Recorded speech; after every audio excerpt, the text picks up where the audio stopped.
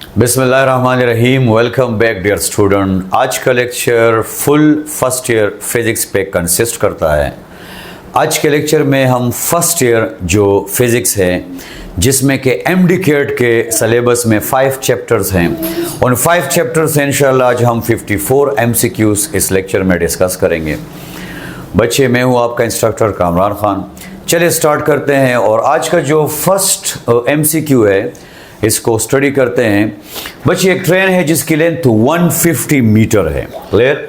एक ट्रेन है जिसकी लेंथ 150 मीटर है और वो नॉर्थ डायरेक्शन की तरफ जा रही है। क्लियर?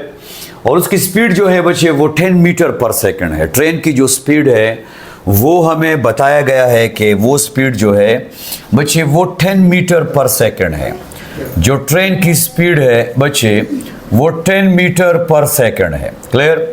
आपको साथ में ये बताया गया है कि इसके अपोजिट एक परिंदा है जो उड़ता हुआ आ रहा है और इसके बिल्कुल अपोजिट डायरेक्शन में आ रहा है। क्लियर? जो परिंदा है बिल्कुल बच्चे वो ट्रेन के बिल्कुल अपोजिट डायरेक्शन में आ रहा है। क्लियर? जो परिंदा है वो ट्रेन के अपोजिट डायरेक्शन में आ रहा है। ट्रेन जो है बच्चे ट्रेन जो है वो इस डायरेक्शन में है और जो परिंदा है वो इसके बिल्कुल अपोजिट डायरेक्शन में आ रहा है। क्लियर? आपको क्या बताना है बच्चे? आपको ये बताना है कि ये परिंदा जो है ये कितना टाइम लेगा जब इस ट्रेन को क्रॉस करेगा। क्लियर? ये परिंदा जो है बच्चे ये कितना टाइम लेगा जब ये इसको क्रॉस करेगा। जो परिंदा है उसकी स्पीड बच्चे वो 5 मीटर पर सेकंड है। 5 मीटर पर सेकंड। एक बात याद रखें बच्चे, हमारा जो कोर्स है और जितनी हमारे कोर्स में जो उसका डोमेन है वो रिलेटिव स्पीड को 2 केसेस में डिस्कस करता है। या तो बॉडीज सेम डायरेक्शन में जाएंगे और या बॉडीज अपोजिट डायरेक्शन में आएंगे, या बॉडीज सेम डायरेक्शन में जाएंगे और या बॉडीज अपोजिट डायरेक्शन में जाएंगे। अगर सेम डायरेक्शन में जाएंगे तो याद रखें रिलेटिव स्पीड जो होगा वो दोनों स्पीड्स का सब्ट्रैक्शन होगा, और अगर अपोजिट डायरेक्शन में जाएंगे तो सिंपली जो रिलेटिव स्पीड होगी वो दोनों का समेशन होगा। तो बच्चे याद रखें, अब ये दोनों चूंकि अपोजिट डायरेक्शन में जा रहे हैं और हमने इनको बताना है क्या टाइम के बारे में, तो हम जानते हैं बच्चे एक इक्वेशन के बारे में, और वो इक्वेशन जो है वो है S is equal to VT। S is equal to VT। हमसे जो डिमांड किया गया है बच्चे वो है T is equal to S divided by V। हमसे ये पूछा गया है कि टाइम क्या है। टाइम याद रखें, डिस्टेंस उसने हमें दिया है कि 150 मीटर इसकी लेंथ है। बच्चे इसकी जो लेंथ है ना, इस ट्रेन की जो लेंथ है वो है बच्चे 150 मीटर इसकी लेंथ है। आप क्या करेंगे, यहाँ पे तो 150 पुट कर देंगे, नो डाउट। यहाँ पे हम क्या पुट करेंगे, 150 यहाँ पे पुट कर देंगे। 150 डिस्टेंस की जगह पे क्या आ जाएगा 150, और स्पीड की जगह पे हम क्या पुट करेंगे, स्पीड की जगह पे ट्रेन की स्पीड पुट करेंगे 10 मीटर पर सेकंड, बर्ड की स्पीड पुट करेंगे जो कि 5 मीटर पर सेकंड है, या हम इन दोनों स्पीड्स को ऐड करेंगे। तो मैंने बच्चे आपको इसी वीडियो में बताया है कि जब अपोजिट डायरेक्शन में होंगे तो दोनों स्पीड्स ऐड हो जाएंगे। जब गाड़ियां ऐसे टकराती हैं तो ज़्यादा नुकसान होता है, जब गाड़ियां ऐसे टकराती हैं तो ज़्यादा नुकसान होता है। बच्चे जब गाड़ियां अपोजिट डायरेक्शन में टकराती हैं तो नुकसान क्या होता है, ज़्यादा होता है। बच्चे यहाँ पे क्या आ जाएगा, यहाँ पे दोनों स्पीड्स का समेशन आ जाएगा V1 प्लस V2, क्योंकि अपोजिट डायरेक्शन में आ रहे हैं। अब हम जानते हैं कि दोनों स्पीड जो है बच्चे, एक स्पीड जो है वो 10 है, दूसरा स्पीड क्या है 5। तो बच्चे 10 और 5 चूंकि अपोजिट डायरेक्शन में है तो दोनों ऐड हो जाएंगे, और सिंपली जो आपके पास आंसर आ जाएगा बच्चे, वो आंसर आएगा 10 सेकंड। तो the best answer is D. D is the best answer. Clear? तो बच्चे हमने इस एमसीक्यू में हमने क्या सीखा कि अगर बॉडी जो हैं वो अपोजिट डायरेक्शन में आएंगी तो उनकी रिलेटिव स्पीड ऐड होंगे, अगर बॉडी सेम डायरेक्शन में जाएंगी तो उनके रिलेटिव स्पीड्स क्या होंगे, सब्ट्रैक्ट होंगे। चले अगले एमसीक्यू की तरफ जाते हैं। A body at rest breaks into 2 pieces. एक बॉडी जो है वो रेस्ट में है और वो 2 पीसेस में डिवाइड हो रहा है, तो क्या होगा देखते हैं। इन पार्ट्स का जो स्पीड होगी, आया वो क्या होगी, उनके सेम डायरेक्शन में जाएंगे, अलॉन्ग डिफरेंट लाइंस जाएंगे, opposite direction with equal speed. तो याद रखें, law of conservation of momentum ये कहता है कि अगर एक बॉडी शुरू में रेस्ट में और वो एक्सप्लोड हो रहा है तो उनके जो पीसेस होंगे वो डिफरेंट डायरेक्शन में जाएंगे। अगर 2 पीसेस होंगे और दोनों के मासेस सेम होंगे तो दोनों की स्पीड सेम होगी। यहाँ पे 2 पीस ऑफ इक्वल मासेस, तो जब इनके इक्वल मासेस होंगे तो ये इस डायरेक्शन में जाएगा और ये इस डायरेक्शन में जाएगा। बच्चों अगले क्वेश्चन की तरफ देखते हैं। Laplace correction in the formula of the speed of sound given by Newton was needed because sound wave. बच्चे हम जानते हैं, मेरी आवाज आपके कान तक आ रही है, नो डाउट इसमें मीडियम इन्वॉल्व है। मीडियम क्या है, ईयर है। न्यूटन का ये ख्याल था कि आइसोथर्मल प्रोसेस है, लेप्लास ने कहा no, it is not isothermal process. बच्चे ईयर जो हमें नजर नहीं आ रहा है वो आपको अभी स्क्रीन पे नजर आ रहा है। ये पार्टिकल्स जो है ये आपस में टकरा रहे हैं और टकराने के बाद ये इंफॉर्मेशन को कैरी कर रहे हैं। न्यूटन को ऐसा लग रहा था कि जब ये पार्टिकल्स आपस में टकराएंगे तो किसी जगह पे इसका जो प्रेशर होगा वो कम हो जाएगा और उस जगह पे जहाँ पे प्रेशर कम हो जाएगा वहाँ पे वॉल्यूम ज़्यादा हो जाएगा और टेम्परेचर, हमारी बातों से क्या कौन सा ऐसी आग लग जाएगी। तो न्यूटन का ख्याल था कि टेम्परेचर कांस्टेंट होगा और वो कह रहा था कि मुझे ऐसा सेंस हो रहा है, मुझे ऐसा फील हो रहा है जैसे यहाँ पे बॉयल्स लॉ वैलिड है। लेप्लास आया और लेप्लास ने कहा कि नो, एक्चुअली ये बॉयल्स लॉ नहीं है, यहाँ पे आपको बाकायदा कोलिजन नजर आ रही है। कोलिजन में हीट एक्सचेंज होगा, नॉट हीट, टेम्परेचर चेंज होगा।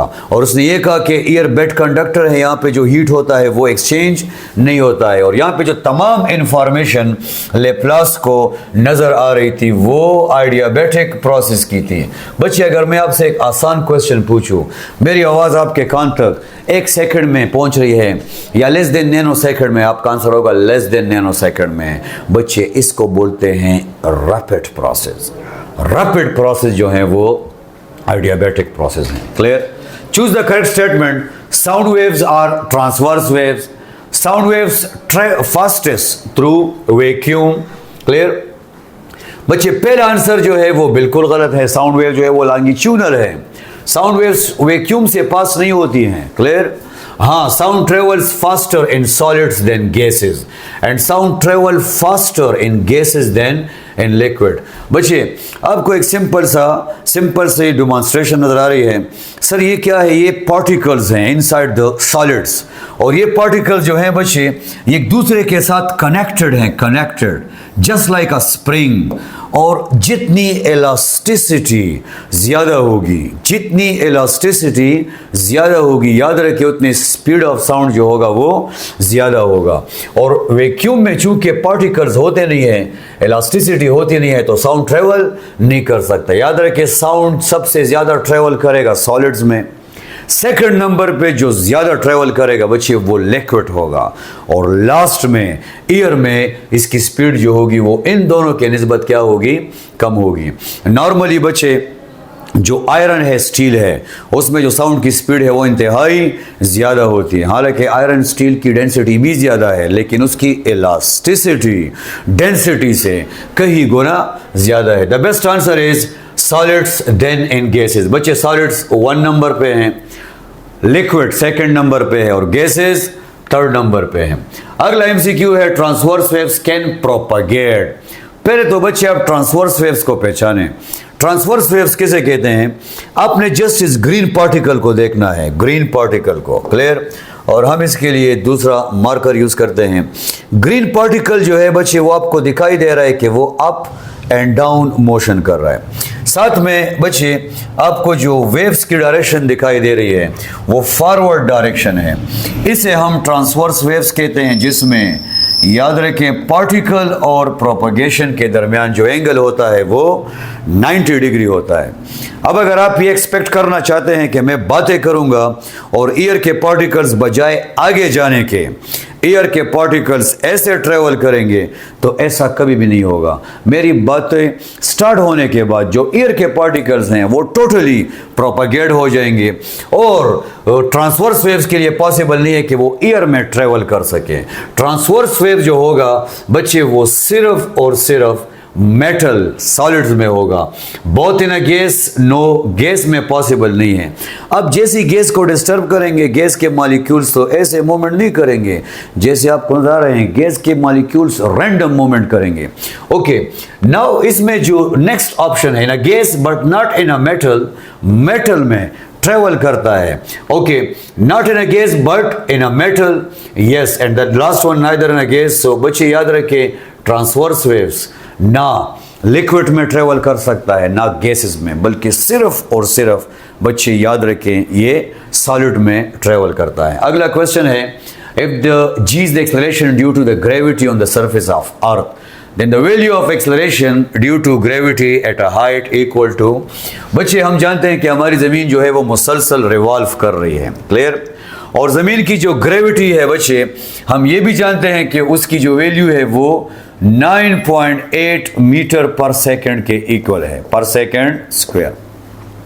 एग्जामिनर आपसे ये कह रहा है कि अगर आप ऊपर जाएंगे, ऊपर, क्लियर, ऊपर आप जाएंगे और उसने आपको मेंशन किया है कि ऊपर आप कितने गए हैं, r/2। तो अगर ये r है बच्चे, अगर ये r है और आप इतना ऊपर चले गए हैं जो कि r/2 के बराबर है, r/2 के बराबर है, तो आपने ये बताना है कि g की वैल्यू कितनी कम होगी। तो आपको जो मैथमेटिकल इक्वेशंस हैं बच्चे वो मस्ट याद होने चाहिए।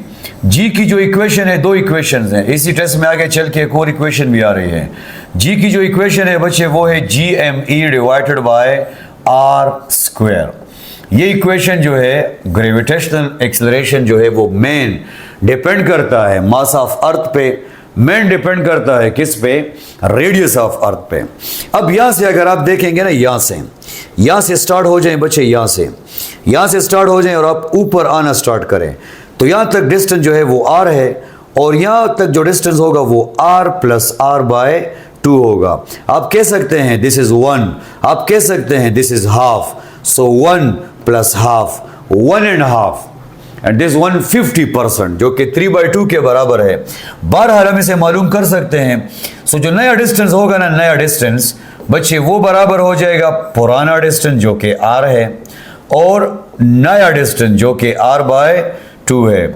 और आसान सी बात है, 1 + r/2 से सिंपली LCM इसका 2 आ जाएगा। यहाँ पे बच्चे 2r आ जाएगा, 2r, यहाँ पे क्या आ जाएगा, r आ जाएगा। 2r + r जो होगा बच्चे वो किसके इक्वल आ जाएगा, 3r/2, और 3r/2 हम जानते हैं 1.5 के बराबर है। ये आंसर नहीं है बच्चे, आंसर तो g के साथ हमने डिस्कस करना है। सिंपली अगर आपका दिमाग हैंग हो जाए और आपको इसकी समझना है, मैक्सिमम जो ईटा के स्टूडेंट्स हैं उनको वहाँ पे आंसर मिल जाता है। मैं आपको शॉर्ट ट्रिक समझाता हूँ, डोंट वरी। पहले आप इसको डिटेल में देखें, GME डिवाइडेड बाय r²। बच्चे आप इस r की वैल्यू जो है वो यहाँ पे पुट करेंगे। सर आपने g पे डैश को क्यों पुट किया है? बच्चे g पे डैश इसलिए पुट किया है क्योंकि g चेंज हो गया है, क्लियर। अब देखते हैं कि जो g चेंज हो गया है वो कितना चेंज हुआ है, GME डिवाइडेड बाय r²। तो r की बजाय हम पुट करेंगे 3r/2 और इसका होल स्क्वायर ले लेंगे। 3r/2 होल स्क्वायर है। सर 3r/2 कौन से आया? एग्जामिनर ने आपको बताया है कि जो डिस्टेंस है वो एक्चुअली हाफ टाइम्स क्या हो गया है, ज्यादा हो गया है। अच्छा इसको गौर से देखें बच्चे, अब क्या होगा, अब g डैश जो होगा वो अपनी जगह पे आ जाएगा और इसके बाद GME डिवाइडेड बाय इसका स्क्वायर आप जैसे ही ओपन करेंगे यहाँ पे आ जाएगा 9r²। बच्चों टाइम की कमी है, ये जो 4 होगा ये ऊपर चला जाएगा, ऊपर आने के बाद ये यहाँ पे आ जाएगा। अब गौर से देखें बच्चे, मैं आपको आसान ट्रिक समझाता हूँ, डोंट वरी। ये प्रोसेस जो है उन स्टूडेंट के लिए है जो कि या तो नए हैं या जिनका दिमाग जल्दी हैंग हो जाता है। अब आपके पास ये इक्वेशन आ गई है, आप क्या करेंगे, इसको थोड़ा सा डिफ्रेंशिएट करेंगे और आप लोग मुझे ये बताएं बच्चों, ये बताएं कि ये जो डब्बा है, डब्बा ये किसके इक्वल है? ये डब्बा जो है ये पुराने जी के इक्वल है। तो नया जी जो आया है ना, नया जी बच्चे, नया जी आया है 4 डिवाइडेड बाय 9g। सो ये आपका आंसर है। सर ये आंसर तो अगर एग्जाम में आएगा तो हमारा काफ़ी टाइम ले लेगा। एक आसान ट्रिक है बच्चे, हर एक क्वेश्चन के लिए आसान ट्रिक है। अब ये जो क्वेश्चन है आप इसको कैसे टैकल करेंगे? जब आप लोग यहाँ तक पहुँच जाएं, बच्चे गौर से देखें, अच्छा जब आप लोग यहाँ तक पहुँच जाए तो आप मेरी फिंगर्स को देखें, यहाँ पे जो भी है उसका स्क्वायर लेके आपने उल्टा करना है, उसका स्क्वायर लेके उल्टा करना है। अगर यहाँ पे 3/2 है तो 3/2 का स्क्वायर 9/4 आ जाएगा, आंसर 4/9 होगा। यहाँ पे जो भी होगा आंसर उसके स्क्वायर का उल्टा होगा। तो एज अ रिजल्ट हमारे पास जो आंसर आएगा बच्चे वो होगा 4/9g। ओके सर, समझ आ गई है बच्चे। g का r² के साथ इनवर्स रिलेशन है, g का r² के साथ इनवर्स रिलेशन है। ओके, अगला क्वेश्चन है, free falling body has a constant acceleration of 9.8 metre per second square, this means that a body falls 9.8 metre during each second. Now बच्चे इसका क्या मतलब है? लाइटर हो या हेवियर हो, दोनों जमीन के साथ एक टाइम में टकराएंगे। इसका मतलब है कि दोनों के वेलोसिटी में जो चेंज आएगा, दोनों के वेलोसिटी में जो चेंज आएगा हर सेकंड में वो 9.8 मीटर पर सेकंड होगा। मैं आपको बड़े आसान तरीके से समझाता हूँ और गौर से देखें बच्चे। वो स्टूडेंट जो मुझे फर्स्ट टाइम सुन रहे हैं उनके लिए मैं ये चीज़ एक्सप्लेन करता हूँ, इंतहाई आसान है। मैं बच्चे एक टावर पे खड़ा हूँ जो कि ज़मीन से किसी हाइट पे है, ठीक ना? अच्छा गौर से सुने बच्चे, 9.8 की जगह मैं 10 लेता हूँ क्योंकि 9.8 जो है वो ऑलमोस्ट 10 के इक्वल है। तो अगर आप यहां से किसी भी बाल को रिलीज करेंगे, जमीन से ऊपर आप किसी भी बाल को रिलीज करेंगे, बाल को छोड़ें बच्चे, मैं इस मार्कर को रिलीज कर रहा हूं, क्या इस मार्कर को रिलीज करने के बाद ये मार्कर हवा में रहेगा? सवाल पैदा नहीं होता। अब ये नीचे आ रहा है, इसके स्पीड में कितना चेंज आ रहा है? जब हमने रिसर्च किया, साइंस ने रिसर्च किया, तो साइंस को यह आंसर मिला कि जमीन हर सेकंड में किसी भी बॉडी के स्पीड में जो चेंज लेके आता है वो 10 मीटर पर सेकंड है।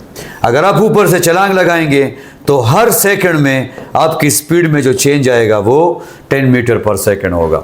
ये अब इंतहाई आसान हो गया है। First second 10 metre per second, second 20 metre per second, third second 30 metre per second, fourth second 40 metre per second, 10 second 100 metre per second. तो बच्चे हर सेकंड में जो इंक्रीज आएगा, इंक्रीज, वो आपके पास या तो 10 होगा या 9.8 मीटर पर सेकंड इंक्रीज आएगा। क्लियर? और ये गलत है, एक्सेलरेशन इज कांस्टेंट। बच्चे अगला क्वेश्चन है, kinetic energy of a particle at highest point is half of its initial kinetic energy. The angle of projection is। एक सिंपल से डायग्राम से हम इसको समझना चाहते हैं। बच्चे यहाँ पे जो हाईएस्ट पॉइंट है, हाईएस्ट पॉइंट पे जो इसकी काइनेटिक एनर्जी है, काइनेटिक एनर्जी बच्चे वो हाफ के बराबर है, half of the kinetic energy जो इनिशियल पोजीशन पे है, ठीक ना? जो यहाँ पे काइनेटिक एनर्जी है ना, यहाँ पे हाईएस्ट पॉइंट पे बच्चे वो जो काइनेटिक एनर्जी है यहाँ पे वो इनिशियल पॉइंट के हाफ के बराबर है। अगर यहाँ पे 100 जॉल एनर्जी है तो यहाँ पे 50 जॉल है। आपने बताना है कि एंगल क्या होगा, वो कौन सा एंगल है जिसके लिए अगर मैं किसी शॉट को अप्लाई करूँ तो यहाँ पे 100 जॉल एनर्जी होगी और टॉप पे 50 जॉल होगी काइनेटिक एनर्जी। तो इसके लिए हमसे जो मांगा गया है बच्चे वो है थीटा, जो कि अननोन है, और हम इसको थोड़ी सी कैलकुलेशन से इसको आसान बनाएंगे और फिर मैं आपको एक शॉर्ट ट्रिक समझाता हूँ, डोंट वरी। बच्चे आपको क्या बताया गया है? आपको ये बताया गया है कि काइनेटिक एनर्जी जो हाईएस्ट पॉइंट पे है, हाईएस्ट पॉइंट पे जो काइनेटिक एनर्जी है वो बराबर है 1/2 kinetic energy at initial position. Highest point पे याद रखिए बच्चे, काइनेटिक एनर्जी बराबर होगी हाफ mv²। और से सुने बच्चों, हाईएस्ट पॉइंट पे जो इसकी जो वेलोसिटी का कंपोनेंट होगा, हाईएस्ट पॉइंट पे जो वेलोसिटी का कंपोनेंट होगा वो एक्चुअली एक्स कंपोनेंट होगा। दिल तगोरी खा बच्चों, यहाँ पे इसके साथ सिर्फ और सिर्फ एक ही कंपोनेंट होगा। नैनो सेकंड के लिए आप इसको देखें बच्चे, जब भी यहाँ से पास होगा इसके पास सिर्फ वेलोसिटी का एक कंपोनेंट होगा। जब क्रिकेट के किसी भी बॉल को हिट किया जाता है तो बॉल ऊपर जाता है, यस आगे जा रहा है, ऊपर जा रहा है, आगे जा रहा है। एक टाइम आएगा कि ऊपर जाना बंद कर देगा। अब ऐसा तो नहीं है कि ये मुसलसल ऊपर जा रहे हैं, फिर तो 7वें आसमान तक पहुंच जाएगा। एक टाइम आएगा कि ये ऊपर जाना बंद कर देगा, और वो जो टाइम है बच्चे वो इसका हाईएस्ट पॉइंट है। इसका कौन सा पॉइंट है? हाईएस्ट पॉइंट पे जो वेलोसिटी का कंपोनेंट होगा वो एक्स कंपोनेंट होगा। हम क्या करेंगे, हम अब इनिशियल काइनेटिक एनर्जी की तरफ आ जाएंगे। इनिशियल काइनेटिक एनर्जी को जब आप रिप्लेस करेंगे बच्चे तो डेफिनेटली यहाँ पे आपके पास क्या आ जाएगा, हाफ mv²। हाफ mv² वहाँ भी आ गया है और हाफ mv² यहाँ भी आ गया है, हाफ mv²। ये इनिशियल वेलोसिटी है। अब कुछ चीजें कट जाएंगी यहाँ पे, आपको बाकायदा नजर आएगा। ये रहा ये हाफ और ये हाफ, इसके साथ कट जाएगा। ये मास और ये मास इसके साथ बच्चे इसे कहते हैं रेजोनेंस फिनोमेना। उधर अप्लाई होने के बाद यहाँ भी एम्पलीट्यूड क्या हो जाता है, ज्यादा हो जाता है। अब क्या रह गया है बच्चे, v(x)² बराबर है 1/2 vi²। अब यहां चेक करें बच्चे, यहां पे क्या है, हाफ। अब अपने छोटे छोटे से शॉर्ट ट्रिक्स बना सकते हैं। जैसे यहां पे हाफ आया है तो आप एक्स कंपोनेंट को half of the initial velocity के इक्वल ले सकते हैं। हमारा टारगेट क्या है, हमारा टारगेट एंगल है। हम एक्स कंपोनेंट को जब भी ओपन करेंगे तो बच्चे याद रखिए cos थीटा के बराबर हो जाएगा। किसके बराबर होगा, cos theta, vi(x²) cos² theta 1/2 और यहां पे क्या आ जाएगा, vi²। अब vi² के साथ क्या हो जाएगा बच्चे, कैंसिल हो जाएगा। ये इसके साथ कैंसिल हो जाएगा और ये इसके साथ कैंसिल हो जाएगा। क्या आ जाएगा आपके पास, आपके पास सिर्फ और सिर्फ रह जाएगा cos² theta is equal to 1/2। Square root आप ले लेंगे तो cos थीटा आ जाएगा जो कि 1/2 अंडर रूट के बराबर होगा। बचपन से आप सीखते आ रहे हैं कि cos 45 is equal to 1/√2।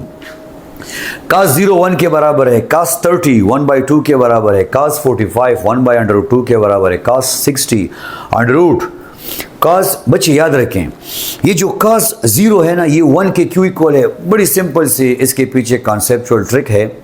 cos 0 1 के इसलिए इक्वल है क्योंकि वहां पे परपेंडिकुलर गायब हो जाता है और जो बेस है वो हाइपोटेन्यूज के क्या हो जाता है, इक्वल हो जाता है, तो दोनों कट जाते हैं। इसलिए cos 0 से क्या आता है 1, cos 30 से बच्चे क्या आता है √3/2 0.866, cos 45 से क्या आता है 1/√2, cos 60 से 1/2 आता है। याद रखें cos 60 से 1/2 क्यों आता है। मैं एक आसान चीज आपको समझाता हूं ताकि आपको ये पता चल जाए कि इसके बिहाइंड कॉन्सेप्ट है। देयर इज नो गोटलाइजेशन बिहाइंड दिस। देखो बच्चे, मैंने 60 डिग्री एंगल ड्रा कर दिया है तो 60 डिग्री एंगल पे याद रखें हमेशा हमेशा हमेशा अगर ये x होगा तो ये बच्चे 2x के बराबर होगा। 60 डिग्री आप जहां भी ड्रा करेंगे, घर में ड्रा करेंगे, स्कूल में ड्रा करेंगे, कहीं भी ड्रा करेंगे, उसके लिए आपके पास जो बेस भी होगा वो हाइपोटेन्यूज का हाफ होगा और हाइपोटेन्यूज बेस का डबल होगा। इन चीज़ों को थोड़ा सा मेमोराइज करें, आपको इंशाल्लाह इसकी समझ आ जाएगी। ईटा के स्टूडेंट होने के नाते आपने इन तमाम चीज़ों को कंसेप्चुअली पढ़ना है because they need active brains, not गोटलाइजेशन ब्रेन। क्लियर? ओके बच्चे, the best answer is 45। The best answer is 45। The work done in holding a mass of 50 kg at a height of 2 metre above the ground. फिर इस कह रहा है कि आप किसी किस्म का काम नहीं कर रहे हैं, आप अपना टाइम ज़ाया कर रहे हैं। आपको इस वेट को 2 मीटर हाइट पे पकड़ने की कोई ज़रूरत नहीं है, आप इसको आराम से ज़मीन पे रखें और बैठ के कोई और काम करें, ठीक है। Because there is no displacement, there is no work, there is no change in kinetic energy, there is no work done. Work energy theorem क्या कहता है बच्चे? वर्क एनर्जी थ्योरम कहता है कि काइनेटिक एनर्जी में जब भी चेंज आएगा, काइनेटिक एनर्जी में जब भी चेंज आएगा, नतीजे में वर्क डन होगा। अगर काइनेटिक एनर्जी में चेंज नहीं आएगा तो वर्क डन नहीं होगा। क्लियर? अच्छा, two spheres of same size of mass 1 kg and 5 kg are dropped simultaneously from a tower. When they hit the ground, they will have the same kinetic energy? No. सवाल पैदा नहीं होता कि इसकी kinetic energy जो होगी वो same होगी। सवाल पैदा नहीं होता क्योंकि एक का मास क्या है बच्चे? एक का मास क्या है? ज़्यादा, और दूसरे का मास क्या है? कम। अच्छा, इनकी पोटेंशियल एनर्जी सेम हो सकती है? नो, बिकॉज एक का मास ज़्यादा है, उसमें एनर्जी ज़्यादा स्टोर हुई है, दूसरे का मास कम है, उसमें एनर्जी कम स्टोर हुई है। मोमेंटम, चूंकि ये तीनों मास डिपेंडेंट क्वांटिटीज हैं, लिहाजा ये तीनों कांस्टेंट नहीं होंगी। यस, जो चीज़ कांस्टेंट होगी वो इसका एक्सेलरेशन है, जो इसी लेक्चर में मैंने आपको समझाया कि हर सेकंड में जो वेलोसिटी में चेंज आएगा बच्चे वो 9.8 मीटर पर सेकंड स्क्वायर होगा। अच्छा, इसके बाद 1 kg mass has a kinetic energy of 8 joule. Its velocity is, बच्चे काइनेटिक एनर्जी जो है, काइनेटिक एनर्जी ये बराबर है 1 डिवाइडेड बाई 2 mv स्क्वायर। बच्चों, आपको बाकायदा नजर आ रहा है कि जो मास है वो 1 kg है, काइनेटिक एनर्जी 8 जाउल है। आपने वेलोसिटी मालूम करनी है तो काइनेटिक एनर्जी की बजाय आप लिखें 8, 1/2 अपनी जगह पे आ जाएगा, मास की जगह पे बच्चे आप लिखेंगे 1 और v स्क्वायर अपनी जगह पे आ जाएगा। अगले जो स्टेप होगा उसमें 8 को 2 से मल्टीप्लाई कर देंगे। सो 8 2 से मल्टीप्लाई होने के बाद 16 आ जाएगा। बच्चे, आपको v स्क्वायर चाहिए या v चाहिए? सर हमें v चाहिए। तो जैसे आप अंडर रूट लेंगे तो आपके पास एक प्यारा सा आंसर आ जाएगा जो कि 4 मीटर पर सेकेंड होगा। The best answer is very simple MCQ का, किसी किस्म के लॉजिक की कोई ज़रूरत नहीं है। सर ग्राफ में आपको कितने इंफॉर्मेशन मिल सकते हैं? ग्राफ आपको एक बड़े बेहतरीन किताब में जो फॉरेन बुक है उसमें लिखा है कि अगर आप साइंस की ज़बान समझना चाहते हैं तो साइंस आपसे साउंड वाइल लैंग्वेज में बात नहीं करेगा।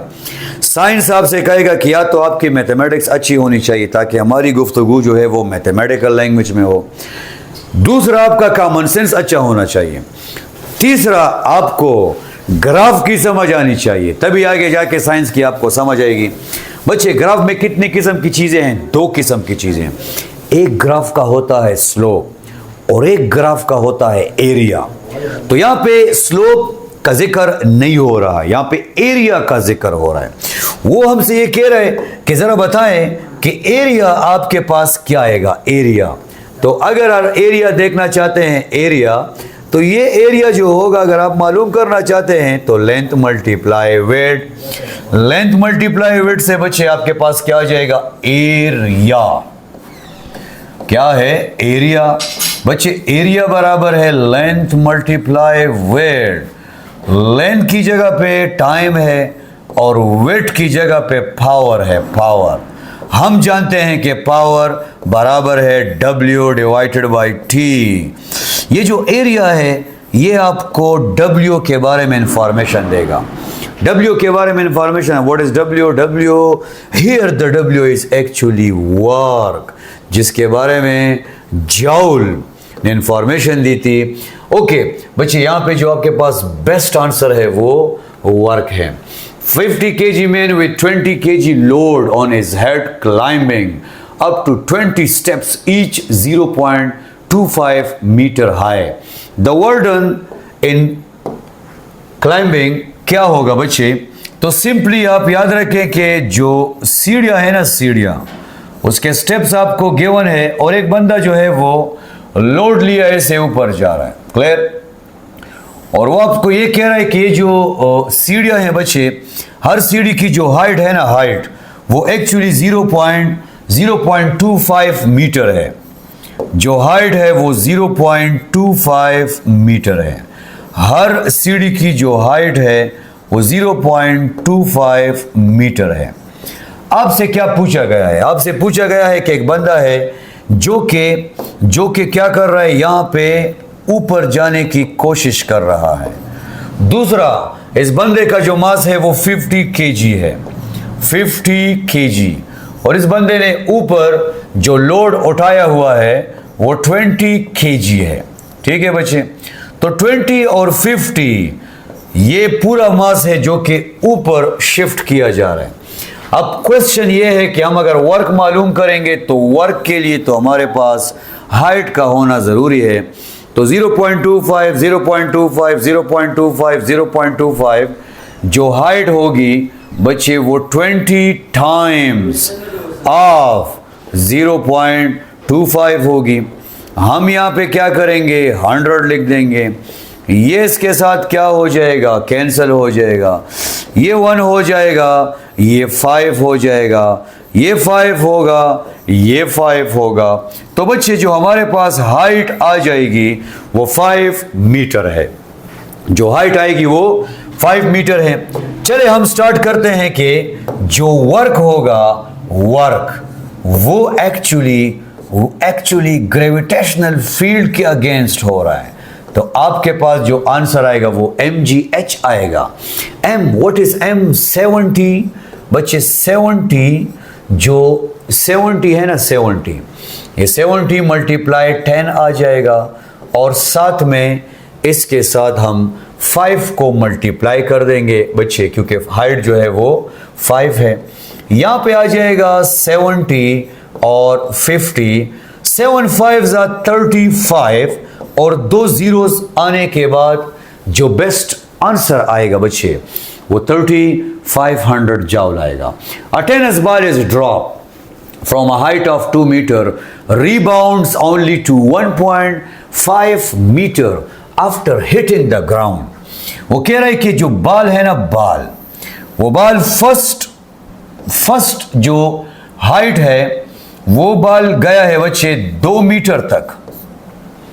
जब ये रिबाउंड हुआ है, जब ये रिबाउंड हुआ है तो रिबाउंड जो इसकी हाइट है वो एक्चुअली 1.5 मीटर है।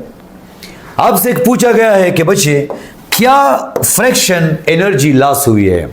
तो जरा आप लोग ये सोचें कि जो 2 मीटर है और 1.5 मीटर है, ये 2 मीटर और 1.5 मीटर में जो फर्क आया है, फर्क वो एक्चुअली 0.5 मीटर का है। कितना है? 0.5 मीटर का। तो ये इसका 75% है। क्लियर? तो याद रखिए हम क्या करेंगे, हम यहाँ पे आसानी से सबसे पहले आप क्या करेंगे बच्चे, 2 को 1.5 मीटर से माइनस कर दें। मैं आसान शॉर्टकट आपको बता रहा हूं। क्या आंसर आएगा बच्चे?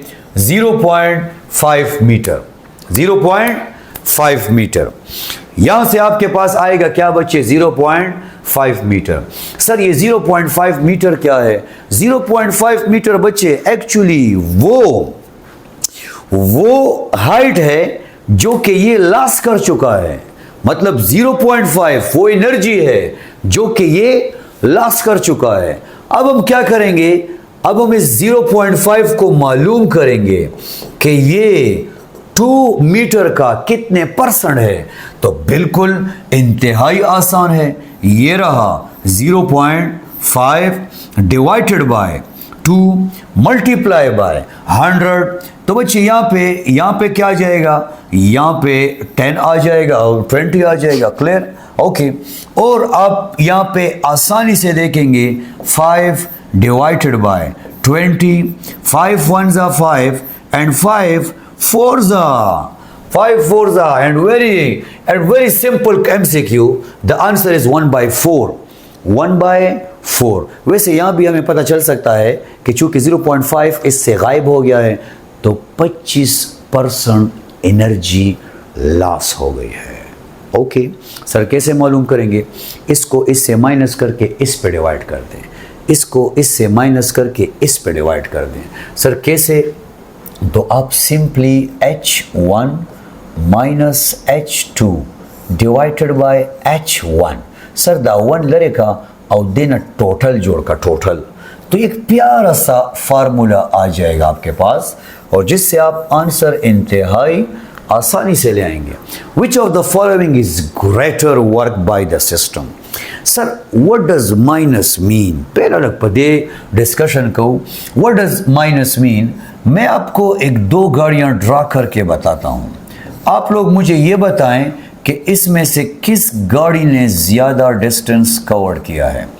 ये वो गाड़ी है जो कि 10 मीटर तक गई है पॉजिटिव डायरेक्शन में, और ये वो गाड़ी है बच्चे जो कि इस डायरेक्शन में जा रही है, लेकिन इस गाड़ी की जो डायरेक्शन है क्योंकि वो नेगेटिव एक्सिस है, वो पॉजिटिव एक्सिस है, ये गाड़ी जो जा रही है बच्चे ये -15 मीटर जा रही है। सर आपने माइनस क्यों पुट किया है? क्योंकि इस डायरेक्शन को हमने माइनस का नाम दे दिया है। अब बताएं, फैसला आपके हाथ में है। अब ये इसने ज्यादा डिस्टेंस कवर किया है कि उसने ज्यादा डिस्टेंस कवर किया है? सर इसने ज्यादा कवर किया है। माइनस का मतलब ये नहीं है कि डिक्रीज हो रहा है, माइनस का सिर्फ ये मतलब है कि आप इस रेफरेंस पॉइंट की बजाय इस रेफरेंस पॉइंट की तरफ जा रहे हैं। माइनस का मतलब है कि आप इस रेफरेंस पॉइंट की बजाय उस रेफरेंस पॉइंट की तरफ जा रहे हैं। इसी तरह यहां पे जो ज्यादा डिस्प्लेसमेंट होगा वो -15 होगा। चलिए ये बताएं, अगर ये गाड़ी 100 मीटर पर सेकंड से जा रही है और ये गाड़ी -300 मीटर पर सेकंड से जा रही है, तो किसकी वेलोसिटी ज्यादा होगी?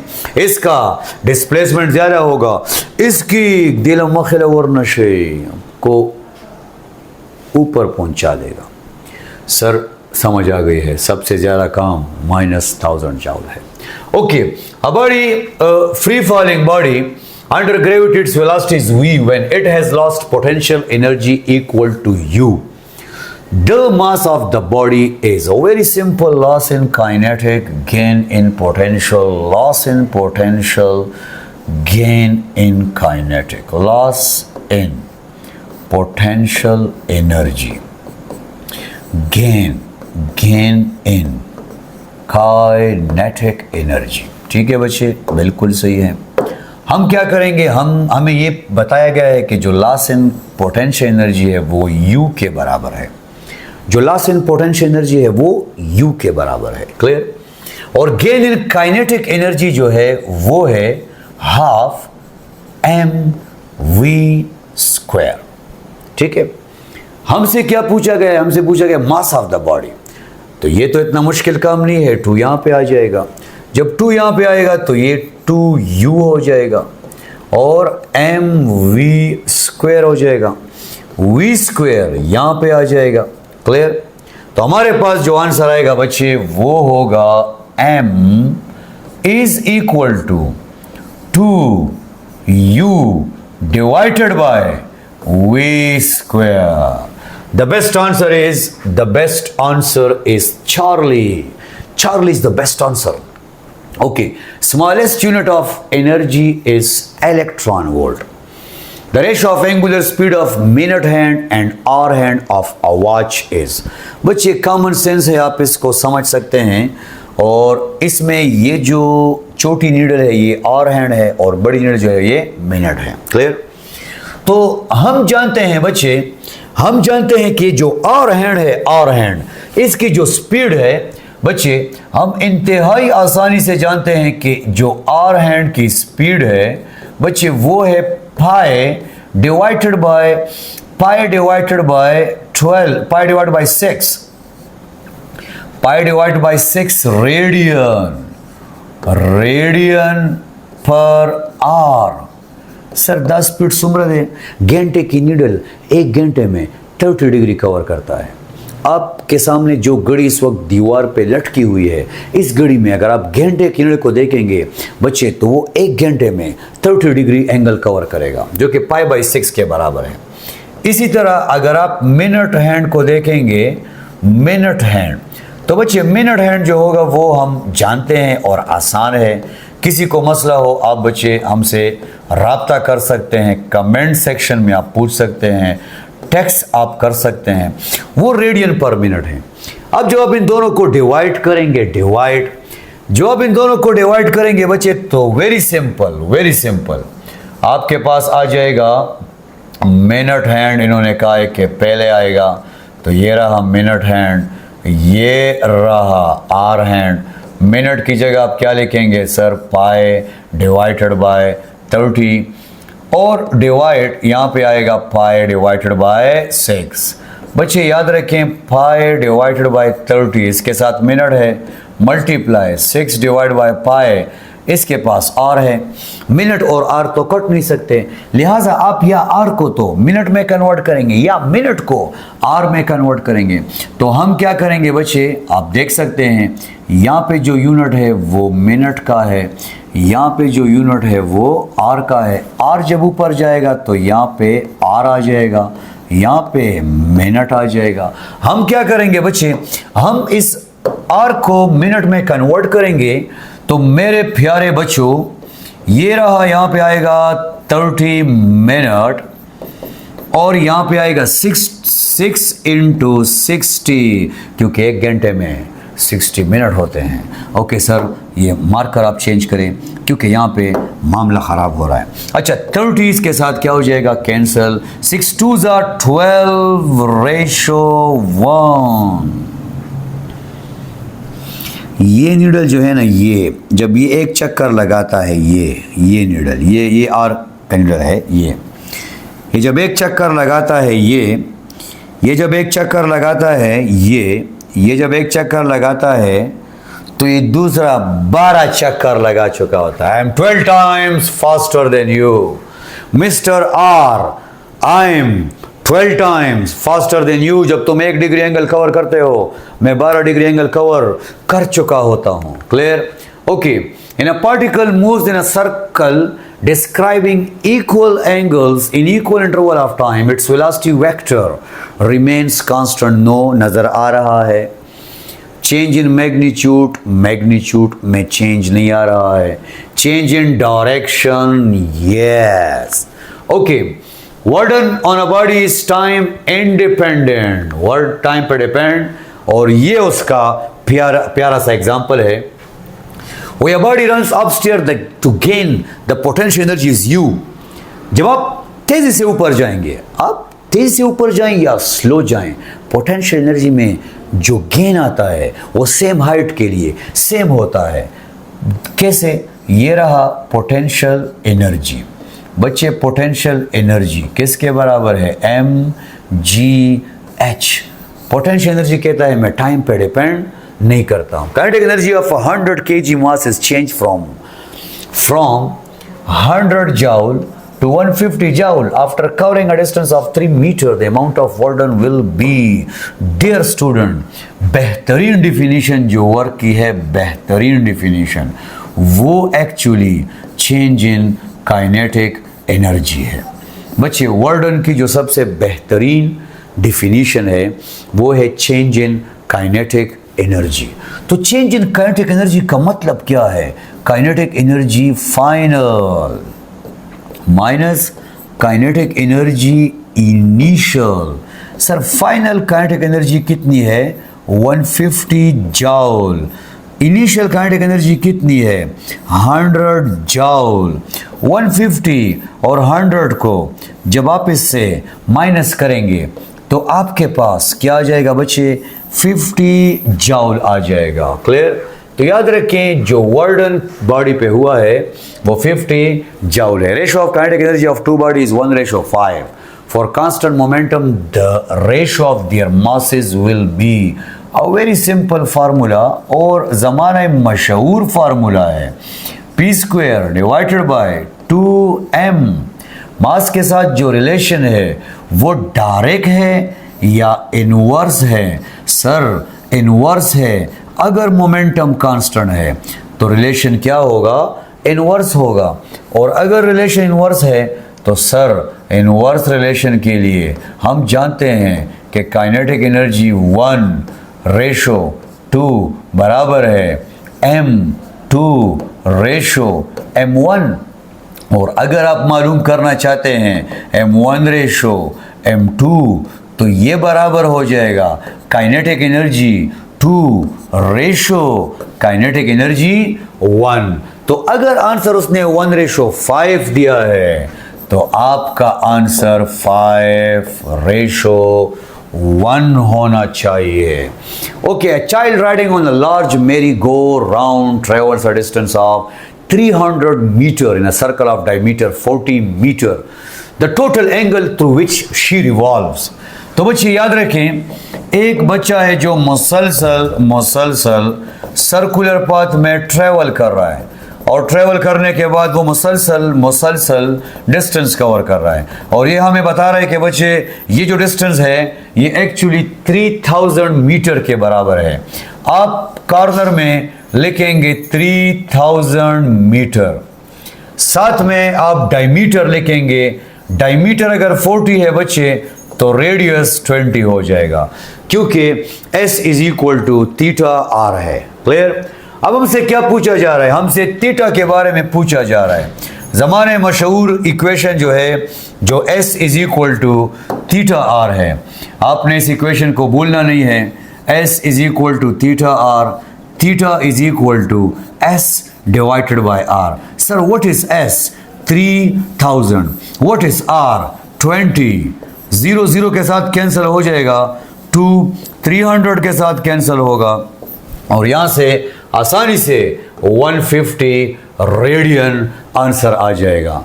बच्चे अगला क्वेश्चन है, if the angle traverse by hour hand of a clock is 15 degree then the angle traverse by the minute hand will be. अगर वो आपसे ये कह रहा है बच्चे कि जो आवर हैंड है, आवर हैंड, क्लियर? आपको बाकायदा घड़ी नजर आ रही है और यहाँ पे हम अब इसको डिस्कस करते हैं। वो कह रहे हैं कि आवर हैंड जो है, आवर हैंड अगर वो 15 डिग्री एंगल कवर करेगा then the angle traverse by the minute hand will be. मैं अभी आपको 2-3 MCQs पहले समझा चुका हूँ कि मिनट की नीडल जो है वो आवर हैंड से 12 टाइम्स फास्टर है। मिनट की नीडल जो है वो आवर हैंड से 12 टाइम्स फास्टर है। मिनट की नीडल जो है वो आवर हैंड से 12 टाइम्स फास्टर है।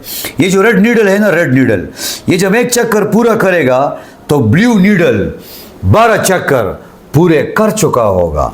रेड नीडल जब एक चक्कर पूरा करेगा तो ब्लू नीडल जो होगा वो 12 चक्कर पूरे कर चुका होगा। तो सिंपल सी बात है, अगर आवर हैंड 1 डिग्री कवर कर रहा है तो मिनट हैंड 1 जितना डिग्री भी होगा उससे 12 टाइम्स ज़्यादा हो जाएगा।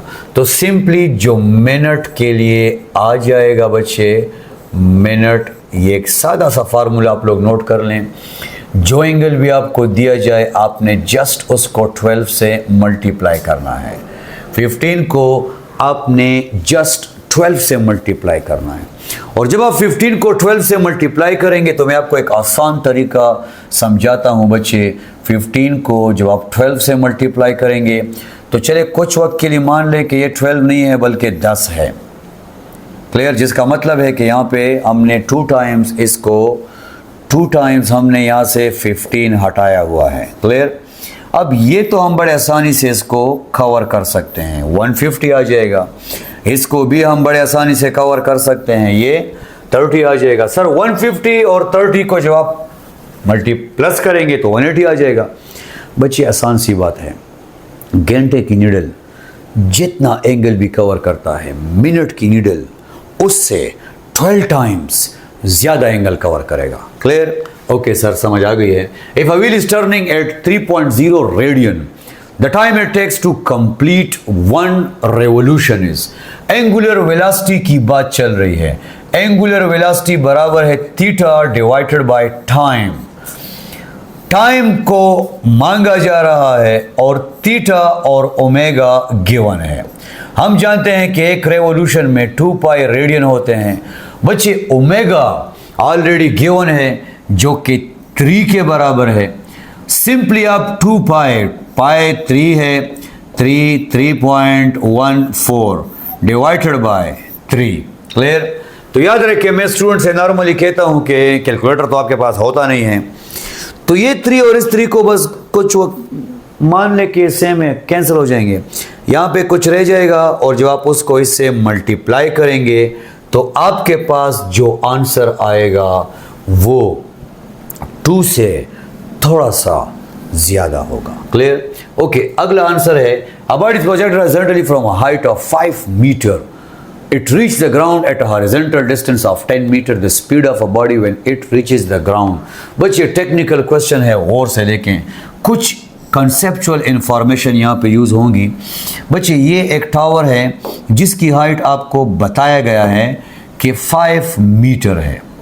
ये एक टावर है जिसकी हाइट 5 मीटर है, और एक बात याद रखें कि 5 मीटर के लिए जो टाइम होता है, टाइम वो 1 सेकेंड होता है, 1 सेकेंड। सर, अगर मैं किसी भी फ्री फॉलिंग बॉडी को ऊपर से रिलीज करूं तो वो 1 सेकेंड में 5 मीटर डिस्टेंस कवर करेगा, और मैं किसी भी बॉडी को ऊपर से रिलीज करूं तो 1 सेकेंड में जो उसका जो फाइनल वेलोसिटी होगी वो 10 मीटर पर सेकेंड होगी।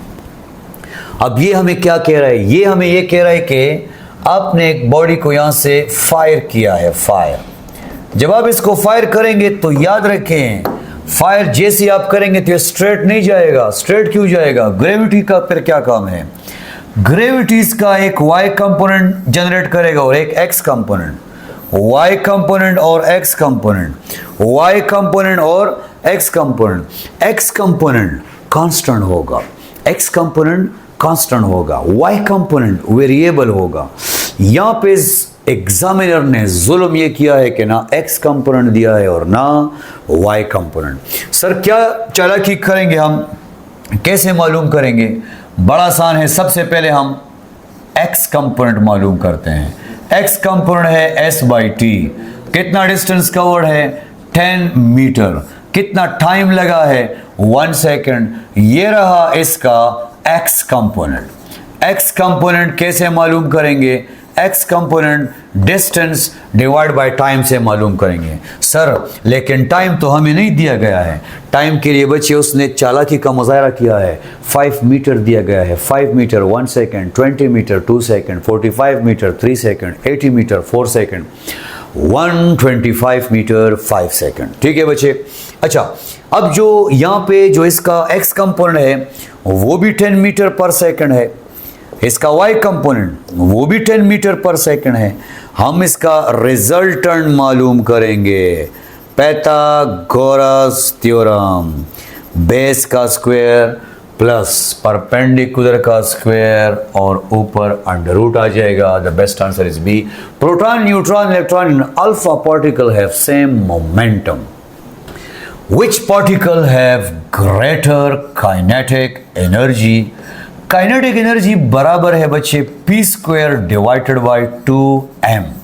और जब मोमेंटम सेम हो जाए तो कुछ ही लम्हे पहले हम इसको डिस्कस कर चुके हैं कि काइनेटिक एनर्जी का मास के साथ जो रिलेशन होगा वो इनवर्स होगा। बच्चों, इसमें आप उस पार्टिकल को तलाश करें जिसका मास सबसे कम है।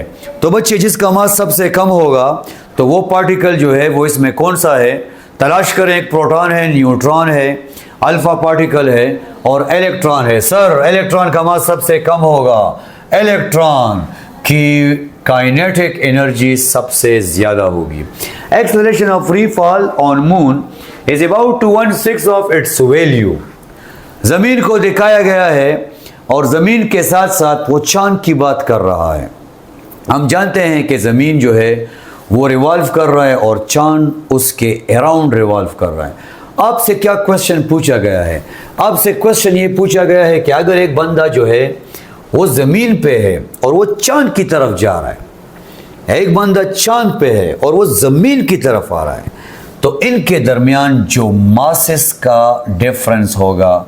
नो बच्चे, याद रखें, आपका मास यहाँ पे और आपका मास यहाँ पे, दोनों जगह पे सेम होगा क्योंकि मास यूनिवर्सल कांस्टेंट है। ये आपके बॉडी के अंदर पार्टिकल्स की कमियत है, पार्टिकल का मास है। क्लियर? तो मास तो कांस्टेंट है। हाँ, यस, वेट, वेट जो होगा बच्चे वो डिपेंडेंट है ग्रेविटी पे। अगर आपको अट्रैक्ट करने वाला स्ट्रांग है तो आपका वेट ज़्यादा होगा, और अगर आपको अट्रैक्ट करने वाला वीक है तो आपका वेट कम होगा। तो चलिए बच्चे, जो मास है वो सेम होगा और वेट 6 टाइम्स कम हो जाएगा। क्लियर? ओके बच्चे, if a hole is bore along a diameter of the earth and a stone is dropped into the hole, it will reach the center of the earth and stop there. Reach the other side of the earth and stop there. Execute simple harmonic motion about the center of earth. बच्चे, अगर आप America जाना चाहते हैं और आप चाहते हैं कि अमेरिका जाने के लिए हमारे पास पैसे हैं नहीं और हम अमेरिका जाना चाहते हैं, तो आप एक काम कर सकते हैं, आप ज़मीन में एक होल क्रिएट कर सकते हैं। क्लियर? और आप क्या करेंगे, आप जब होल क्रिएट करेंगे तो सिंपली वहाँ से आप दूसरी तरफ जाना चाहते हैं। क्लियर? तो यहाँ से अगर आप ऐसे आएंगे तो ठीक है, आप एक होल पहले तो क्रिएट कर नहीं सकते हैं क्योंकि यहाँ पे आपको एक हैवी हीट से मुकाबला करना होगा, लेकिन फिर भी आप यहाँ पे आ जाते हैं। तो जब जैसे नीचे नीचे आएंगे बच्चे, ग्रेविटी कम होगी, जी की वैल्यू जैसे आप इनसाइड जाएंगे कम होगी। यहाँ पे जी की वैल्यू क्या हो जाएगी, 0 हो जाएगी। इनर्शिया आपसे कहेगा, इनर्शिया फासला मंडा का, तो आप यहाँ पे आएंगे, जैसे ही आपको यहाँ पे यूनाइटेड स्टेट ऑफ अमेरिका नजर आएगा, आपको ज़मीन दोबारा पीछे खींचेगी, ग्रेविटी 0, इधर आएंगे, फिर आपको ग्रेविटी बचे और आप आगे पीछे मोशन बिल्कुल इस तरह मोशन करेंगे जिस तरह आपको दिखाई दे रहा है। अगर आप ज़मीन में एक डायमीटर के क्रॉस एक होल क्रिएट करते हैं तो याद रखें उसमें फेंका हुआ पार्टिकल जो होगा ना उस तरफ जाएगा ना इस तरफ आएगा, बल्कि it will execute simple harmonic motion. बच्चे यहाँ पे याद रखें, नोट कर लें, ग्रेविटी की वैल्यू 0 है। बाज़ लोग पूछते हैं कि सर ग्रेविटी की वैल्यू यहाँ पे 0 क्यों है? तो बच्चे, आधी ज़मीन आपको ऊपर खींच रही है और आधी ज़मीन आपको नीचे खींच रही है। तो एक बंदा अगर आपको ऊपर खींच रहा है और एक बंदा आपको नीचे खींच रहा है और दोनों की फोर्सेस बराबर हो जाए तो आप पे किसी किस्म का फोर्स नहीं होगा। क्लियर? आगे चलते हैं बच्चे। Radius of a planet A is twice that of a planet B and the density of A is 1/3 that of B. The ratio of acceleration due to gravity. बच्चे, ग्रेविटी की दो प्यारी सी इक्वेशन है। One is GME divided by R square. GME divided by R square. Sir ये equation कब use करेंगे? जब mass constant होगा। ग्रेविटी की एक और इक्वेशन B है। जब आप इस मास की बजाय आप पुट करेंगे बच्चे density into volume, density into volume, volume of a sphere बच्चे बराबर है, वॉल्यूम ऑफ अ स्फीयर बराबर है 4/3 पाई आर क्यूब। तो यहाँ पे जो आंसर आपके पास आएगा वो आएगा 4/3 पाई, जी की वैल्यू आ जाएगी, रो आ जाएगा, आर क्यूब आ जाएगा, लेकिन नीचे तो आर स्क्वायर है तो आर स्क्वायर आर क्यूब के साथ कैंसिल हो जाएगा और ग्रेविटी की जो इक्वेशन है वो जो डेंसिटी है उसके साथ डायरेक्टली है और रेडियस के साथ डायरेक्टली है। बदलता है रंग आसमां कैसे कैसे। बच्चे याद रखें, किसी भी क्वांटिटी के साथ इनवर्स रिलेशन पॉसिबल है, डायरेक्ट पॉसिबल है, डिपेंड्स ऑन सिचुएशन। कभी कभी आपका मूड ठीक होता है और कभी कभी ख़राब होता है। डायरेक्ट रिलेशन भी पॉसिबल है और इनवर्स भी पॉसिबल है। बच्चे, डेंसिटी वो कह रहे 1/3 हो गया है, रेडियस वो कह रहे ट्वाइस हो गया है। तो ये तो आसान सी बात है कि radius of A planet is twice, radius double हो गया है 2 और डेंसिटी क्या हो गई है 3 टाइम्स कम हो गई है। तो बच्चे तो बड़ा आसान सा क्वेश्चन है, 2 और 2:3। The best answer is this. Consider the earth to be homogeneous sphere. बच्चे याद रखें, अर्थ अभी मैंने कहा है आपको, जब आप नीचे जाएंगे ग्रेविटी कम होगी, जब आप ऊपर जाएंगे ग्रेविटी कम होगी। ग्रेविटी आप ऊपर जाएंगे कम होगी, नीचे आएंगे कम होगी। तो जो आंसर आएगा ईच गोज ऑन डिक्रीजिंग, चौथा अच्छा आंसर है। A ball iron mass 1 kg is dropped from the top of a building. बच्चे 1 kg है, उसको हमने गिरा रहा है, उसको एक बिल्डिंग से गिरा रहे हैं। 5 सेकंड में उसकी वेलोसिटी क्या होगी? सिंपल सी इक्वेशन हम यूज करेंगे। First equation, second equation, third equation. First equation कह रहा है Vf is equal to Vi plus AT।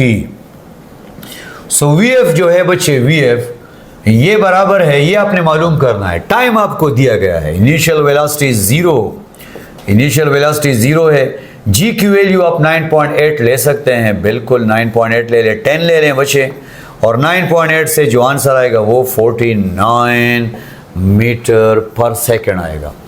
अगला क्वेश्चन है, body walks to school at distance of 6 kilometre with speed of 3 kilometre per hour and walks back with the constant speed. ये एक बंदा है जो कि अपने घर से जा रहा है, बच्चे घर से जा रहा है, और ये घर से जा रहा है स्कूल की तरफ। ये इसका होम स्वीट होम है। ये जब स्कूल की तरफ जा रहा है तो ये स्कूल की तरफ 3 किलोमीटर पर आवर से आ रहा है, 3 किलोमीटर पर आवर। जब ये स्कूल से वापस आ रहा है, तो जब ये स्कूल से वापस आ रहा है तो इसकी जो स्पीड है वो 2 किलोमीटर पर आवर है। आपने बताना है कि इसकी एवरेज स्पीड क्या होगी। एवरेज वेलोसिटी जीरो है। एवरेज स्पीड के लिए बच्चे आप एक प्यारा सा फार्मूला यूज करेंगे। एवरेज स्पीड बराबर है 2v1 v2 divided by v1 plus v2। Sir ये इक्वेशन कब यूज करेंगे? जब equal distance unequal interval of time में हो। इक्वल डिस्टेंस गोरा जाने और आने का trip, equal distance unequal time. The best answer is 2.4। अच्छा, if the slope of velocity time graph gradually increases, clear? तो ग्रेजुअली इंक्रीजेस का मतलब ये है, क्लियर? तो आप क्या कह सकते हैं कि the body said to be moving with positive acceleration. न बचे ना, याद साता। अगर ये ग्रेजुअल इंक्रीज हो रहा है तो ये भी ग्रेजुअल इंक्रीज हो रहा है। सर ये कौन सा एक्सेलरेशन है बच्चे? ये है वेलोसिटी टाइम ग्राफ। इसे हम बोलते हैं पॉजिटिव एक्सेलरेशन, इसे हम बोलते हैं नेगेटिव एक्सेलरेशन। इसी लेक्चर के स्टार्ट में मैंने आपको समझाया है कि नेगेटिव का मतलब ये नहीं है कि कोई चीज़ डिक्रीज हो रही है। नेगेटिव का मतलब है कि आप रेफरेंस पॉइंट से इस तरफ जा रहे हैं। तो इसमें सबसे बेस्ट आंसर है variable velocity, clear? The first law of thermodynamics is the statement which implies that energy is conserved if an ideal gas is isothermally expanded। बच्चे आइसोथर्मली एक्सपेंड हो या आइसोथर्मली कंप्रेस हो तो याद रखें जो इंटरनल एनर्जी होगी वो रिमेन क्या होगी? सेम होगी। Look at the temperature, temperature is same, clear? A 2 kg and a 3 kg body have equal momentum if the kinetic energy of 3 kg body is 10 joule। बड़ा प्यारा और टेक्निकल क्वेश्चन है। वो कह रहे कि काइनेटिक एनर्जी बराबर है p² divided by 2m 1 now kinetic energy 2 is equal to p² divided by 2m2। Sir आपने p के साथ 1 और 2 क्यों नहीं पुट किया है? क्योंकि बच्चे मोमेंटम सेम है। मोमेंटम दोनों इक्वेशंस को डिवाइड करते हैं। दोनों इक्वेशन को जब आप डिवाइड करेंगे बच्चे तो काइनेटिक एनर्जी 1 काइनेटिक एनर्जी 2 बराबर है p² divided bye 2m1 divide p² divided by 2m2। Sir divide तो हम जब भी हटाएंगे तो मल्टीप्लाई और 2m2 कहाँ पे चला जाएगा? ऊपर। ये क्या हो जाएगा? कैंसल। क्या आंसर आ जाएगा? m2 by m1। Kinetic energy, इसी लेक्चर के स्टार्ट में हम एक रेशो मालूम करने में भी कामयाब हुए हैं। 3 चीज़ें मौजूद हैं, एक चीज़ मालूम करनी है और से देखें। अच्छा, 2 kg 3 kg बिल्कुल मौजूद है, 2 kg 3 kg। और if the kinetic energy of 3 kg body is 10 joule, तो ज़रा चेक करें। तो हमसे क्या पूछा गया है? हमसे पूछा गया है काइनेटिक एनर्जी गोरेखा 1 divide by kinetic energy of 2 mass 2 by mass 1। Sir कौन सा 1 लेंगे, कौन सा 2 लेंगे? ऐसे देखें, 2 kg की काइनेटिक एनर्जी मालूम करनी है। तो अगर यहाँ पे मैं इसको 2 kg कर दूँ तो ये वो काइनेटिक एनर्जी है जो मैं मालूम करूँगा, क्योंकि इनवर्स है। अच्छा, m2 है 3 kg और काइनेटिक एनर्जी 10 जूल है। 10 इधर आ जाएगा, इधर। और काइनेटिक एनर्जी अच्छे बच्चों की तरह 30 डिवाइडेड बाई 2 15 जूल। हमारे पास प्यारा सा आंसर मौजूद है। Clear? Sound waves travel from air to water, which of these remain constant? बच्चे याद रखिए, फ्रीक्वेंसी पे कभी भी फर्क नहीं पड़ेगा। फ्रीक्वेंसी पे कभी भी फर्क, सर वेवलेंथ कम हो सकता है, ये स्पीड कम हो सकता है, ये स्पीड चेंज हो सकता है, ये सर एयर से वाटर की तरफ जाएंगे स्पीड ज्यादा होगा या कम होगा? ज्यादा होगा, वेवलेंथ ज्यादा होगा। फ्रीक्वेंसी पे फर्क नहीं पड़ेगा। Cycle tyre burst suddenly, they represent adiabatic process. Adiabatic process वो प्रोसेस है जो कि रैपिड होता है। रैपिड प्रोसेस में बच्चे एनर्जी ट्रांसफर नहीं होती है। मैं अगर आपसे कहूं कि मेरे लिए चाय पकाएं, लेकिन चाय 1 मिनट में पकाएं, तो 1 मिनट में सर चूल्हे से हीट जो है वो पानी में ट्रांसफर नहीं हो सकती। तो ये आइडियाबैटिक प्रोसेस है। Acceleration of a moving body can be found from, acceleration can be found, ये रहा बच्चे टाइम, ये रहा वेलोसिटी। और वेलोसिटी टाइम ग्राफ जो है, वेलोसिटी टाइम ग्राफ जो है इसका slope rise divide by run, acceleration. Clear? A body start from rest. What is the ratio of the distance travel by the body during the 4th and 3rd second? During the 4th and 3rd second. तो बच्चे याद रखें एक बड़ा simple सा formula है 10n-5। पहले आप जरा 4th लिखें, 4th तो 10 into 4 minus 5. So h is equal to 40 minus 5, 35। तो बच्चे याद रखिए आपके पास क्या आंसर आ जाएगा? 35 मीटर। तो 4 सेकंड में जो डिस्टेंस कवर, चौथे सेकंड में जो डिस्टेंस कवर होगा वो 35 होगा, तीसरे सेकंड में जो कवर होगा वो 25 होगा। और मैं बड़े आसान तरीके से आपको समझाता हूँ। 5, 15, 25, 35, 45, 55 और जाते जाएं।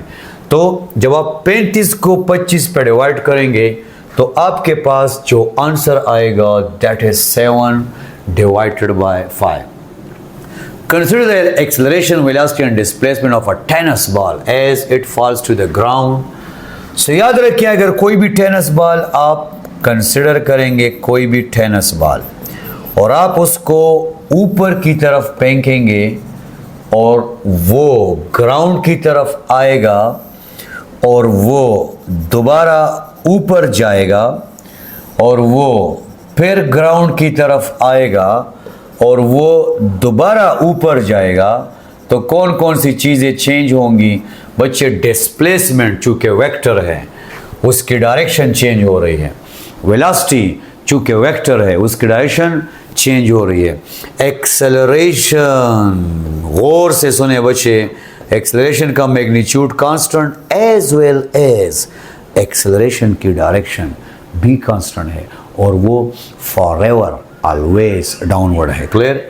अच्छा, speed of 2 identical cars u and 4u at a specific instant. बच्चे थर्ड इक्वेशन ऑफ मोशन हमें कह रहा है कि 2as is equal to v square f minus v square i. तो इनिशियल वेलोसिटी अगर आप दोनों के जीरो ले लेंगे तो बच्चे सिंपल सा स्पीड के साथ जो डिस्टेंस का रिलेशन आएगा वो स्क्वायर टाइम्स होगा।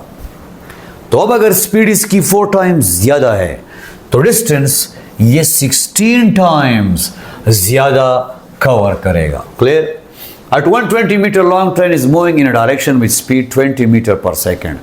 A train B moving with 30 meter per second in the opposite direction. 130 meter long तो crosses the first train in a time। तो बच्चे याद रखें एक ट्रेन जो है वो ऐसे आ रहा है ऐसे। सर इस ट्रेन की जो लेंथ है वो कितनी है बच्चे? 120 मीटर है। इसको क्रॉस कर रहा है एक ब्लू ट्रेन इसको क्रॉस कर रहा है और ब्लू ट्रेन की जो लेंथ है बच्चे वो 130 मीटर है। दोनों ट्रेन की स्पीड आपको दी गई है। एक की स्पीड है 20 मीटर पर सेकंड और एक की स्पीड है 30 मीटर पर सेकंड। अब ये दोनों ट्रेन एक दूसरे को कब क्रॉस करेंगे तो आपसे टाइम पूछा गया है। टाइम के लिए जो इक्वेशन है वो है s divided by v। Distance दोनों का प्लस कर दें, 120 प्लस 130 डिवाइड बाय स्पीड दोनों की प्लस करें क्योंकि अपोजिट डायरेक्शन में है। और लेक्चर के स्टार्ट में मैंने आपको समझाया है कॉन्सेप्चुअली कि क्या रीज़न है अपोजिट डायरेक्शन में ऐड करने का। बच्चे सिंपल सा आंसर आ गया है 5 second. Iron and a wooden ball of the same radius are released from the same height in vacuum. They take the same time to reach the ground. The reason for this is, बच्चे, acceleration due to gravity in vacuum depends upon the mass ना। acceleration पर mass depend ना। clear? okay, third number जरा check करें। Third number and this is first number को थोड़ा सा erase करते हैं। थर्ड नंबर चेक करें, फर्स्ट की तरफ मैं आखिर में आता हूं। Third number, there is no acceleration due to gravity in vacuum, wrong. Fourth number, in vacuum there is a resistance of, wrong. तीन तो बिल्कुल रॉन्ग है। चार की तरफ देखें, acceleration due to gravity in vacuum is same. Now this is the correct answer. A particle is moving with constant speed along with x axis.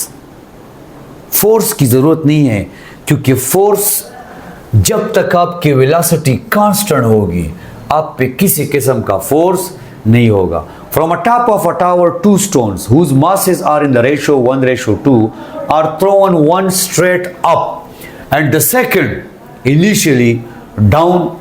आपने क्या करना है बच्चे, बताना है कि इनकी स्पीड पे आया कोई फर्क पड़ेगा या नहीं पड़ेगा। मैं बड़े आसान तरीके से आपको समझाता हूं, गौर से देखें बच्चे। मास का स्पीड के साथ कोई ताल्लुक नहीं है। ग्रेविटेशनल स्पीड का ग्रेविटेशनल मास के साथ कोई ताल्लुक नहीं है। हम क्या करते हैं, इसको ऊपर फेंकते हैं। अगर आप इसको 30 मीटर पर सेकंड से ऊपर फेंक रहे हैं तो ये 3 सेकंड में रुक जाएगा। पहले सेकंड में इसकी स्पीड 20 हो जाएगी, दूसरे सेकंड में 10 हो जाएगी, तीसरे सेकंड में ये रुक जाएगा। फिर जब ये लौट के वापस आएगा तो यहाँ पे इसकी स्पीड 10, यहाँ पे 20, यहाँ पे 30 और स्पीड से टकरा जाएगा। इसके साथ आप एक और बाल को नीचे फेंक रहे हैं, एक और बाल को, और एक और बाल जो है जिसको आप नीचे फेंक रहे हैं और आप ये सपोज कर रहे हैं कि ये जो बाल है इसकी स्पीड भी सेम है उसी स्पीड से जिससे मैंने इसको ऊपर फेंका है। तो जब ये 30 हो जाएगा तो ये भी तो 30 है, तो दोनों जमीन के साथ सेम स्पीड से टकराएंगे। द बेस्ट आंसर इज बच्चे C is the best answer. Frequency of the fundamental mode of vibration of और open organ pipe. Open organ pipe आपको नजर आ रहा है, बांसुरी हम इसे कहते हैं बच्चे। बांसुरी हमने सुनी है कि वहाँ से आपके पास प्यारी प्यारी सी फ्रिक्वेंसीज जनरेट होती हैं। अगर 2 किस्म के आर्गन पाइप होते हैं बच्चे, एक क्लोज होता है और एक ओपन होता है। क्लोज आर्गन पाइप की जो फ्रिक्वेंसी है वो ओपन आर्गन पाइप से हाफ होती है। क्लोज आर्गन पाइप की जो फ्रिक्वेंसी है वो ओपन आर्गन पाइप से हाफ होती है। ये कह रहा है कि ओपन आर्गन पाइप 400 है, तो 400 डिवाइडेड बाई 2 से बच्चे क्या आ जाएगा 200। The best answer is alpha. The best answer is alpha. A bullet is dropped from the same height when another bullet is fired horizontally. They will hit the simultaneously, क्योंकि gravitational acceleration जो होगा वो सब पे same होगा। If the slope of velocity time graph gradually increases, then the body is said to be moving with variable velocity. Already discuss कर चुके हैं। प्यारा सा क्वेश्चन है बच्चे, इसको जरा और से देखें। The maximum velocity and the maximum acceleration of a body moving in a simple harmonic oscillator are 2 metre per second and 4 metre per second square, then the angular velocity will be. तो बच्चे याद रखें, angular velocity जो maximum है, maximum वो बराबर है बच्चे, हमारे पास कुछ इक्वेशंस हैं। सर कौन कौन सी इक्वेशन है? हमारे पास एक्सेलरेशन की कुछ इक्वेशंस हैं। तो एक्सेलरेशन जो है बच्चे, एक्सेलरेशन, इसकी फर्स्ट इक्वेशन जो है वो है -k/mx। इसकी सेकंड इक्वेशन -ω²x। इसकी third equation -g/L। Sir first equation कब यूज करेंगे? Spring mass system.